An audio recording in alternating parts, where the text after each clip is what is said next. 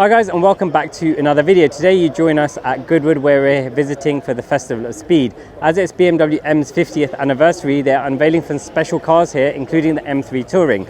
So we're really here to check that out up close and personal.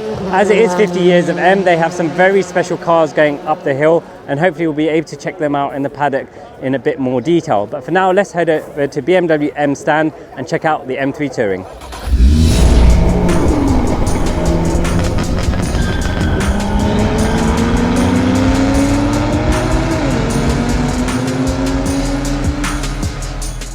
First things first, we are at Bmw M Stand. Usually this is just a BMW stand, but this year, because of 50 years of M, it is just M Power cars and some very special cars. As you can see, an M5 CS over my shoulder and an M1 over my head. But what we're really here to see is the M3 Touring in real life, so let's take a look. So we're in front of the main attraction, which is a pair of M3 Tourings. We have one over here in Daytona Violet, which is an amazing color, very popular on the E36 platform, and over here we've got a Frozen Black one. So the spy shots we saw a while ago, they were with a Frozen Black car, which I believe is actually this car because it was hiding in BMW UK's car park for a while. But let's go and take a closer look at them, because just like in the pictures, it does look fantastic. I think the Touring lends itself to the big wheels. Because of the high back at the end, it just looks more in proportion. The Frozen Black one really shows up the lines. It's pretty much what we're used to seeing on the M3 on the front end, but the rear end is just a bit more cohesive in my eyes compared to the M3 and M4 Saloon and Coupe. This particular one has a full M performance pack on there with the gold 1000M wheels. I think it works really well. It's got the carbon interior but full black, so this is essentially black on black, but instead of going black on the wheels, they've gone bronze. So this is the main event when it comes to Touring, the rear quarter. So from here, it just looks so fantastic. A Touring with a wide arch, and as fast as this car's going to be with the X-Drive and the power this has, this is going to be formidable. Before, you only really had the choice of something like an RS4 or an RS6, but now BMW have something that is a Touring, that will handle well, that is four-wheel drive, so it really does tick all the boxes. And from this angle, it's better looking in my eyes than the M4 or the M3. This one, as I mentioned, does have full M performance pack, including the splitters, the side skirts, the rear diffuser, but it also has a different rear spoiler and the decorations I was talking about on the left and right hand side of the hatch.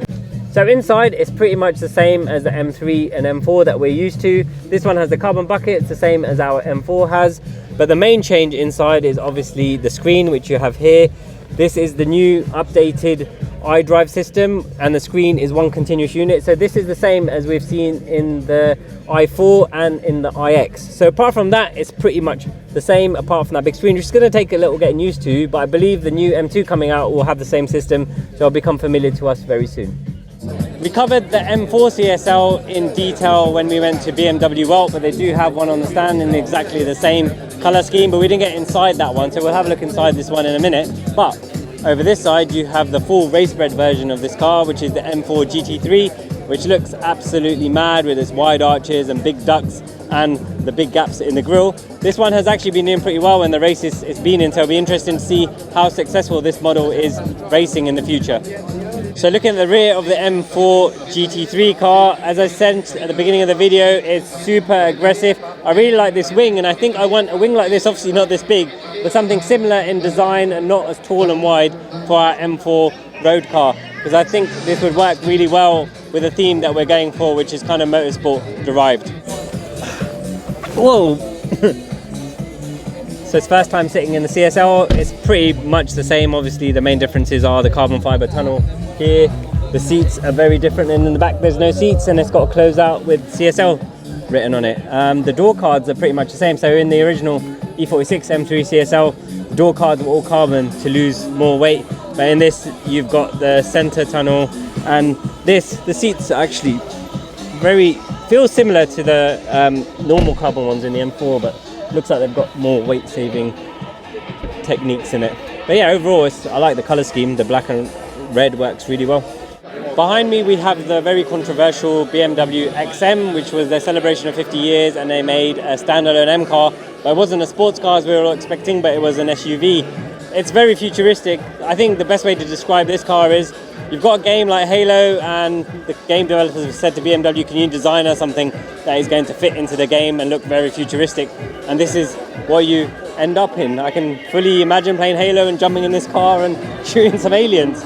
But I mean, it has presence. I'm still not a fan of the design, but let's see what happens when the original car comes out. I don't think the design is a little bit disappointing, but I think most people are disappointed that BMW didn't do a recreation of the M1 and make a balls out supercar to celebrate 50 years of M, because SUVs, although they're very popular, it doesn't really embody the M spirit for most enthusiasts. They also have an M5 CS on the stand, so obviously this car's been out for a while now and it does look very special in the metal. This one is finished in the frozen green colour with a slightly off gold trim on the kidney grille and the red etching on the seats. I really like this car. It's just got too expensive, I think. Even second hand they're going for more than list now. But for me the most special thing about this is the interior. I don't think it's worth double our one because we've made it the way it is and it's so fast compared to this. It'd be interesting to see how well these hold their value in the future, whether they're just being fueled by the whole supply chain issue with cars at the moment. Well, it took 3 people and all the gubbins for a week. But when you floor the throttle and particularly for man to see, someone I helped, someone I raced against, someone whose career I could know, 29 years in the making, kept secret from what we've always wanted. BMW did an E46 and they never did it, no?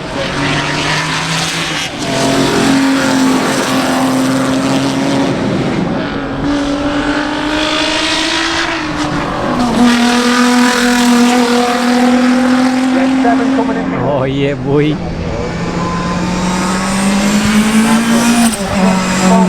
You'll see unit formation.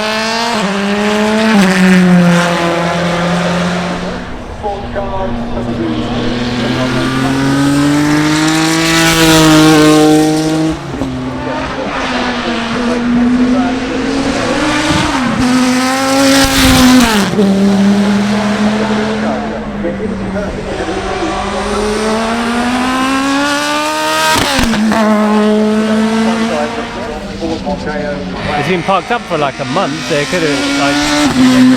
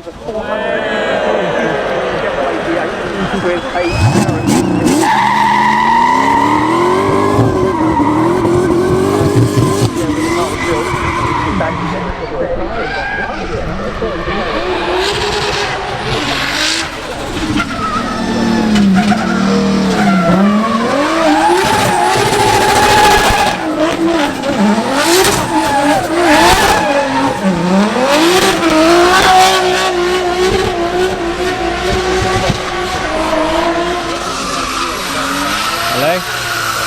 Okay. Yeah, okay.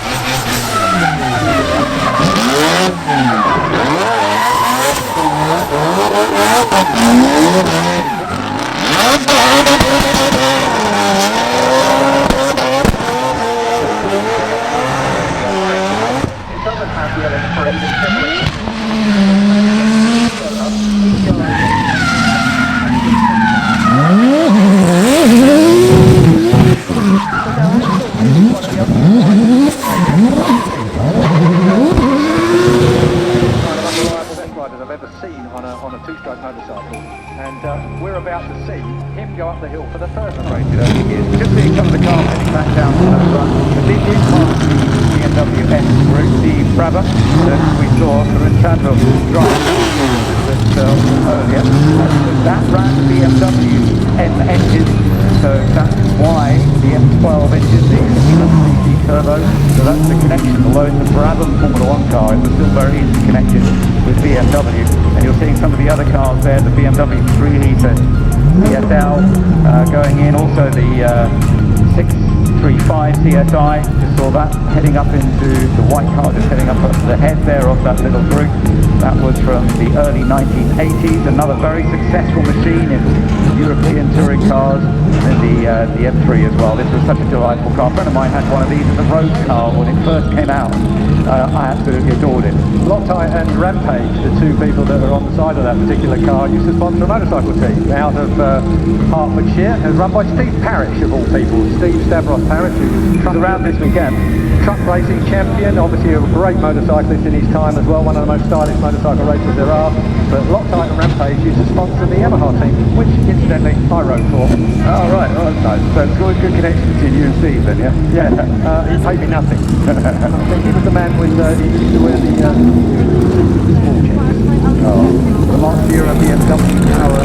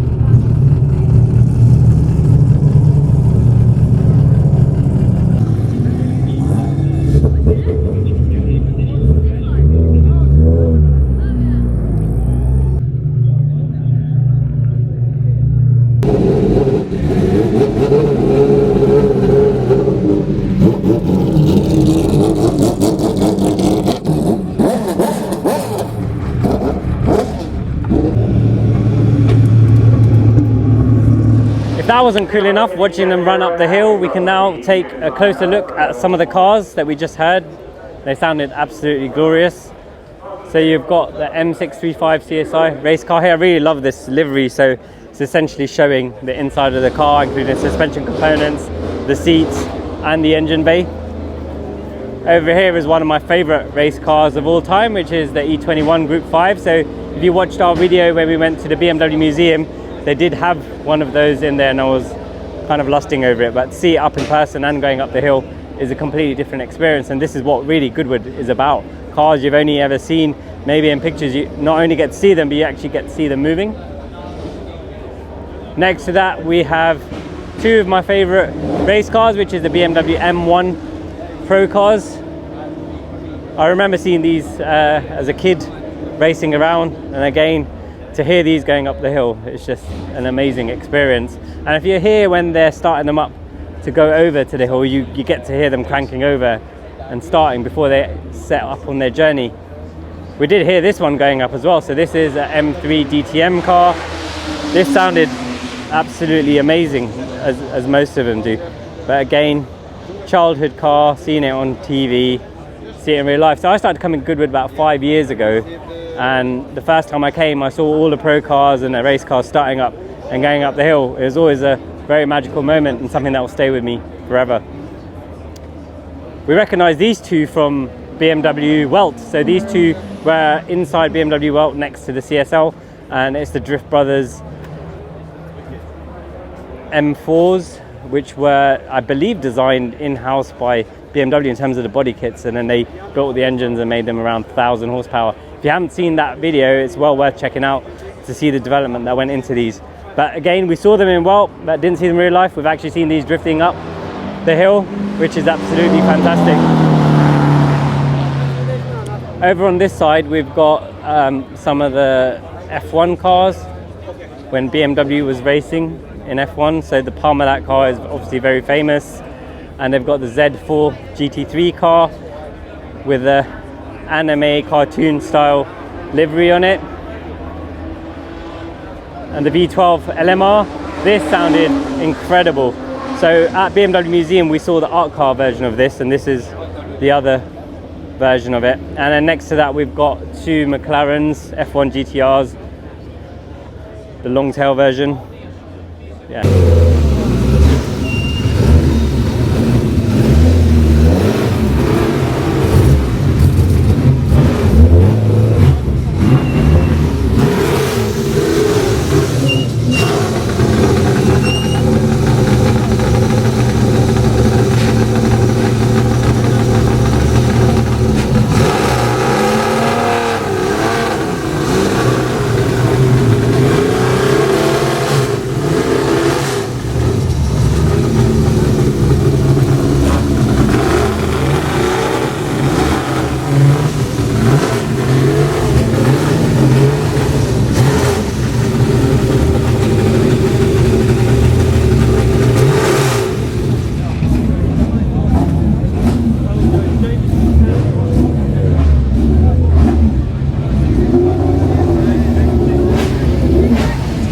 Just as we finished filming, this beautiful thing turned up. So this is a 3-litre CSL Batmobile race car. We did see one of those in the BMW M Museum. To actually hear it running was an amazing experience. Hope you guys have enjoyed this video as much as we've enjoyed making it, and I'll see you in the next one.